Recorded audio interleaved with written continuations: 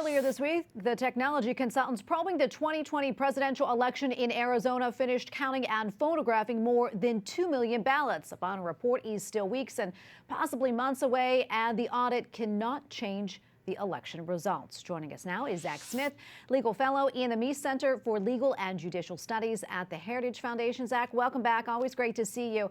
First off, let's talk about why this election audit is happening in the first place, and if it won't change the results of the election, then why do it? Well, there was certainly a lot of controversy around the 2020 election, a lot of room for improvement in many states about the way the election was run. And so I think the purpose behind this audit was try to figure out if there were any vulnerabilities in the election process, and if there are, to find out what they are and how to fix them. And so hopefully that is what will happen with this audit. If there are any vulnerabilities, they'll be discovered and fixed well in advance of the next elections. And Zack, I understand earlier this month some lawmakers from Pennsylvania visited Arizona's audit site, and also some other states did so as well. What does that indicate to you, and do you think there will be other states that will follow Arizona's lead? Well, I don't know if any other states will initiate a state-led recount of the 2020 election. But I certainly think it does indicate that many state legislators are paying attention, and appropriately so, to the security and integrity of their electoral process. And they want to take steps to be proactive and to protect those processes now so that we don't experience the confusion that we did after the 2020 election. And for that, I think these legislators should be commended. Yeah, last week we reported that 14 states passed laws aimed at election integrity. What do you make of those proposals, and what more do you know about that? Well, I think, again, the intent of many of these legislators is to provide for safe, free, fair elections where every legally cast ballot will be counted, and to help make sure that no illegally cast ballots are counted. And so, again, I think they deserve praise for doing that. And many of the measures that have been enacted are common sense measures that help protect the integrity of the process, such as requiring photo ID, such as prohibiting ballot harvesting and vote trafficking, and things along those lines. Again, they're common sense measures.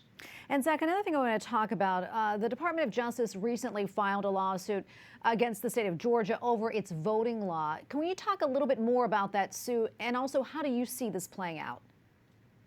Yeah, unfortunately, this appears to be a partisan motivated suit, really one that was filed more for political purposes than for legal reasons. I mean, if you look at the allegations that the Department of Justice is making in this lawsuit, they just don't hold up to the spotlight. For instance, one of the allegations that the DOJ says is discriminatory in Georgia's new voting law is the fact that they require voters to request an absentee ballot at least 11 days before Election Day. Well, here's the problem with the DOJ's theory. The U.S. Postal Service's own guidance suggests that voters request their absentee ballot at least 15 days before Election Day in order to make sure that it has plenty of time to be received by election officials. The same thing with Georgia's voter ID law. It's been in place since 2008. It's survived numerous court challenges, and extending it to absentee ballots poses no new challenges either. And in fact, when Alabama extended its voter ID requirement to absentee ballots, that was challenged in court and upheld. And Georgia and Alabama are under the same Federal Circuit Court of Appeals. So in reality, this issue's already been decided. And then there's the issue about whether or not independent third-party groups can provide water and other things of value to voters as they wait in line. Nearly every state prohibits electioneering close to polling places on Election Day in order to avoid these groups from trying to influence or intimidate voters. And if you look at what Georgia did in their bill, it's in line with what other states have done. And in fact, specific states like New York have almost similar provisions in place. And so I guess the question would really be, is the Department of Justice going to sue New York for their voting laws as well?